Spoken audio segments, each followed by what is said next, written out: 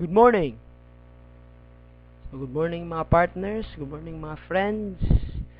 Um, by the way, anyway, I'm Kenneth from Bohol, and sa presentation na to, gusto kong ipakita sa inyo kung ano yung kagandahan ng tinatawag natin na multiple accounts. So, ano yung mga advantages kung by the time you started the business is nag-multiple accounts kaagad. So, siguro ikaw, isa ka sa mga taong nag-member na pero one account pa, or hindi pa nag-member at hindi pa nakapag-decide kung ilang accounts yung gusto mong kukunin. So, explain ko sa iyo ngayon kung bakit maganda by the time you start a business, mag-multiple heads ka. So, the beauty of multiple heads. So, may mga options tayo how to start the business.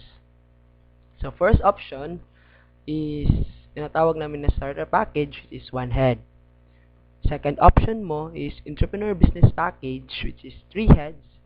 And third option mo is international builders package, which is 7 heads. So, ito yung common options by the time you started the business. So, pero I personally recommend na kung gusto mo talagang seryosohin yung business mo at gusto mo kumita ng malaki dito, so I recommend you start at 3 heads or 7 heads. So, bakit? So, ipapakita ko ngayon sa inyo kung ano yung mga advantage pag nag-multiple heads ka. So, siguro, by the time normally, yung mga distributors na na-explain na ng business, they started at starter package, which is 1 head. So, sa starter package, yung capital mo is 7,980. So, ito yung pinaka-capital mo sa business, and yung worth of products na balik sa'yo is 6,000. And then, meron kang isang scholarship certificate. So, yung sa genealogy mo, ito yung makikita mo. So, one account, meron kang left, meron kang right.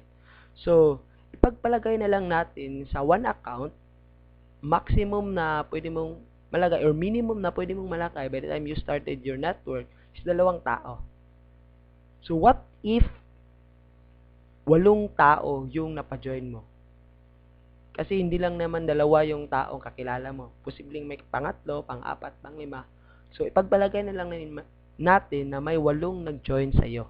So, ano yung magiging scenario or ano yung magiging structure nito para ma-maximize mo yung income pag one account ka lang? So, ito yung magiging scenario. 4 sa left and 4 sa right. So, possibly, yung income na makukuha mo sa 8 tao na nag-join is a sponsoring bonus, kikita ka ng 8 tigpa 500. So, 500 times 8, 4,000. And then, sa matching bonus, so, kikita ka ng 4 na tigwa 1,500. Okay? So, 1,500 times 4 equivalent to 6,000. A total of 10,000 pesos yung kinita mo sa 8 tao na nag-join sa'yo sa one head. So, ano yung advantage pag you started entrepreneur business package or 3 heads? So, magkano yung capital sa entrepreneur business package? Yung capital is 23,940. So, 7,980 times 3. So, yung worth of products na nabalik sa'yo is 18,000. And then, ito yung magiging structure mo. Ikaw yan si U1, U2, at saka si U3. So, by the time you started the business, ganito yung structure na makikita mo sa genealogy mo. So, mayroon siyang tinatawag na cash payback. Ibig sabihin, by the time you invested 23,940, automatic, kumita ka na agad ng 2,500. So, saan yun nanggaling? So, by the time nag-invest ka, parang naka-recruit ka ng 2 tao. So, 500, 500, 1,500, a total of 2,500. So, makikita mo yung return of investment na nabalik sa'yo or yung return is 18,000 na products plus 2,500. So, a total of 20,500. Okay? So, yung cash out, parang yung pera na talagang inilabas mo by the time na na-consume mo lahat ng yung products or nabenta mo, plus yung 2,500 na cash, automatic makukuha mo. So, kulang-kulang na 3,440 only lang yung napagawas na pera mo. Kasi 23,940 minus 20,500, so nasa 3,440 lang. So, kagandahan nito, mayroong tatlong scholarship or mayroon pa siyang tatlong scholarship na makukuha mo by the time you invested 23,940. So, the same scenario, yung pagpalagay natin nangyari na mayroong 8 taong nag-join sa iyo, ito yung magiging scenario. So, tigda dalawa. So, under kay U3, 2 tao sa left at saka sa right. And then, sa U2, 2 tao left at saka sa right. So, magkano yung income mo? Sa 8 tao na nag-join, ng 3 heads yung, nagsimula ka ng 3 heads. So, yung income mo, the same, sponsoring bonus is 500 times 8, 4,000. Pero sa matching bonus, kikita si U3 ng 2 tigwa 1.5.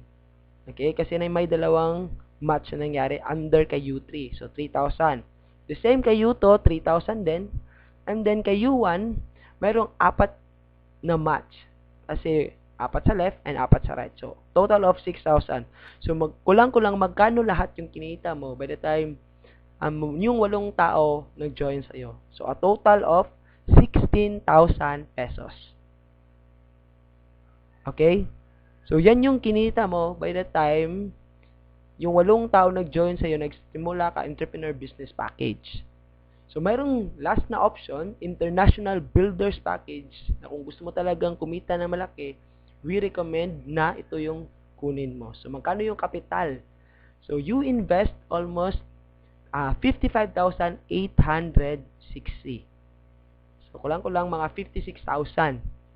Worth of products na bumalik sa'yo is 42,000. And then, ito yung magiging structure mo sa genealogy mo. So, U1, U2, U3, U4, U5, U6, at saka si U7, nakapangalan yan lahat sa'yo. So, magkano yung cash payback? So, hindi ka pa nagsisimula, automatic, kumita ka na agad ng 10,500. So, i-compute mo lang, 4 na direct referral at nasa 5 pairing yan. So, yung return is 42,000 plus 10,500. So, nasa 52,500. So, kung i-minus mo, 55,860 yung kapital, minus 42,500. So, parang yung cash out mo talaga na pinalabas na pera mo is nasa 3,360 only. So, meron ka pang 7 scholarship na pwede mong ipamigay sa mga kakilala mo, kapatid mo, mag-anak mo. So, the same scenario, 8 persons yung nag-join sa'yo. So, ito yung magiging scenario. So, meron siyang 8 leg na maglalagay ka tigi-isang tao. Okay? So, yung income mo, magkano yung income mo sa 8 tao? Sponsoring bonus, nasa 500 times 8, 4,000. So, matching sales bonus, si U7, kumita siya ng isang pair. So, 1.5. So, si U4, U5, U6, at saka si U7, kumita sila ng tigo 1.5 sa matching bonus. So, lumalabas, si U7 to U4, kumita ka ng 6,000. Okay? Si U3 at saka si U2, kumita ng tigda 1.5. So, a total of 3,000 times 2, 6,000. And then si U1, 4 na 1.5, so kumita siya ng 6,000. So, lumalabas yung total na income na kinita mo sa 8 tao is 22,000. So, ano yung pinagkaiba? Tingnan natin yung income comparison. So, sa 8 persons na nag-join sa'yo, pag 1 head ka lang, 10,000 yung kikitain mo. Pag 3 heads ka, 16,000. Pero pag 7 heads ka, kikita ka agad ng 22,000 pesos. So, sa palagay mo, ano yung mas maganda? 1 head, 3 heads, or 7 heads? So, ito yung kagandahan ng multiple heads.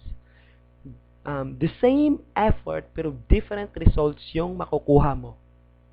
Pag nag-1 head ka lang, 3 heads ka lang, and 7 heads. So, ano ba yung gusto mo talagang, paano ka magsisimula? So, nasa sayo na yon.